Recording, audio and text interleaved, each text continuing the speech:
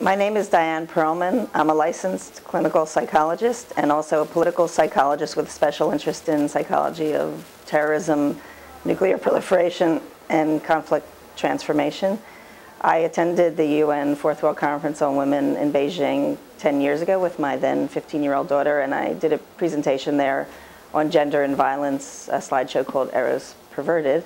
And here I am again 10 years later, and the world does not look better. In fact, I'm a lot more concerned right now. One of the insights that I had in Beijing, going to the different meetings, whether it was on education, healthcare, violence, the environment, that at the root of every single issue was an imbalance between the sexes, and that equality, and this is certainly not one bit against men or males, but it's a matter of that when we're out of balance or when things are one-sided, that everything that follows from that is warped, and including masculinity becomes warped, and it becomes very problematic. Over the last several years, I've been writing about the psychology of terrorism, and I'm also involved in the UN Nuclear Non-Proliferation Treaty meetings that are coming up and presenting more on the psychological aspect.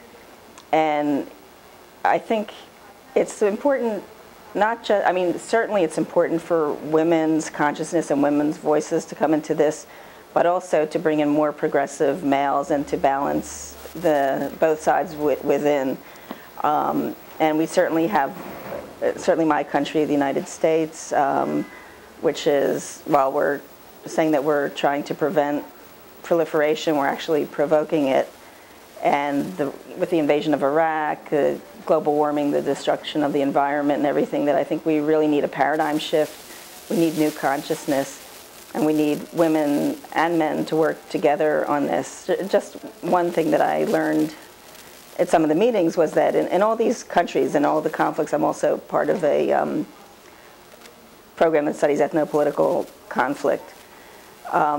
In all these countries, women get together, Palestinian and Israeli women, Tutsis and Hutus, and every culture you have women meeting. And then they bring their husbands along, and the guy says, oh, okay, I didn't know you could do that. So men are open to it, but they don't think of it themselves because the fish doesn't know that it's swimming in the water. So, you know, one thing we can do is, you know, we don't grow up in this kind of obedience to authority, and we might have more distance from it or be able to criticize it, have a different perspective.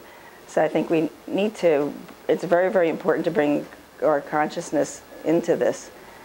As far as terrorism goes, the way that we're addressing it is, you know, going after bad guys, wiping out terrorists, counterterrorism has the exact opposite effect, that we're not dealing with root causes. And I think, again, I don't like to say that this is a women's thing or that women as nurturers or as mothers, because that leaves men out of this, but I think it's important to have a different kind of consciousness that men are certainly capable of too, in terms of dealing with humiliation, domination, asymmetrical power, trauma, traumatic reenactment, fear, all of these things that we're very tuned into.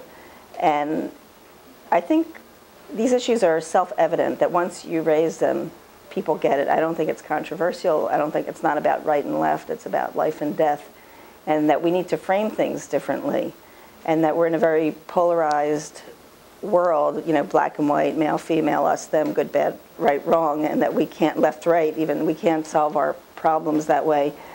And I think that we have a big contribution to make to that. In terms of the nuclear issue, people are talking about, well, the U.S. is about to probably destroy the Nuclear Non-Proliferation Treaty. And we also think we can go like to North Korea and Iran and say, you insist, you can't have your, how dare they have theirs. I call it nuclear narcissism. We're building mini nukes, bunker busters, we're threatening new countries that don't have nuclear weapons, we're not agreeing to no first use. And we're inspiring many other countries to develop nuclear weapons and to want to have them for their own security. And we're kind of, well, I'm talking as an American, kind of oblivious to the psychology of the other side, what it feels like to be dominated. And I think again, I keep saying this, but it shouldn't be like just women, but I think we certainly have it's easier for us to see this and to raise consciousness about this. And but I think the other thing is that a lot of the anti-war, I'm sort of anti-anti, that it's not enough to be anti-war. We have to show like what else you can do, how else will you solve problems. And I think conflict, the whole field of conflict transformation is very important. I think of it as like, you know, family therapy, except a lot bigger, or like women are used to like dealing with conflict, make nice, but it's not just that.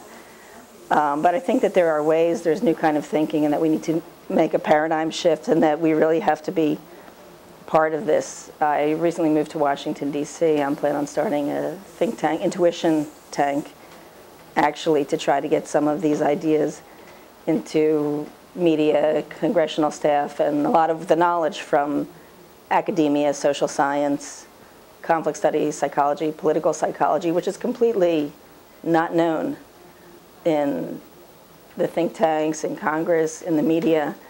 I was very struck before the war, in the build-up to the Iraq war, all over the media, people would like just make stuff up, and they speak with absolute authority.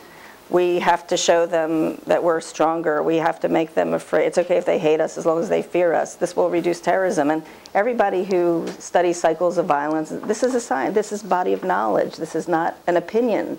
This is not a theory. That we have observations that people are more dangerous when they're afraid. When you humiliate people, you make them more violent. When you dominate people, you drive them to resort to asymmetrical power.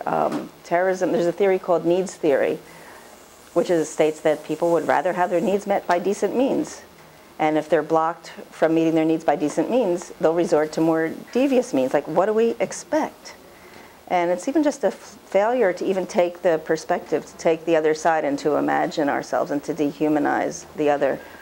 So anyway, thanks for this opportunity. I think that there's a lot we have to contribute. I think it's extremely doable. I don't think it has to be controversial, but I think we need to be more engaged. Thank you.